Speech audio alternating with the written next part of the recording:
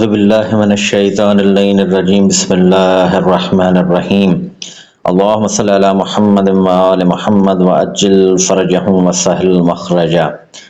تعجب ہے کہ وہ زندگی میں تو خلافت سے سبکدوش ہونا چاہتا تھا، لیکن اپنے مرنے کے بعد اس کی بنیاد دوسروں کے لیے استوار کرتا گیا۔ بے شک ان دونوں نے سختی کے ساتھ خلافت کے تھنوں کو آپس میں بانٹ لیا۔ اس نے خلافت کو ایک سخت و درشت محل میں رکھ دیا جس کے چرکے کاری تھے، جس کو چھو کر بھی درشتی محسوس ہوتی تھی، جہاں بات بات میں ٹھوکر کھانا اور پھر عذر کرنا تھا۔ جس کا اس سے سابقہ پڑے وہ ایسا ہے جیسے سرکش اونٹنی کا سوار کہ اگر مہار کھینچتا ہے تو اس کی منہ زوری سے اس کی ناک کا درمیانی حصہ ہی شگاف ہوا جاتا ہے، جس کے بعد مہار دینا ہی ناممکن ہو جائے گا۔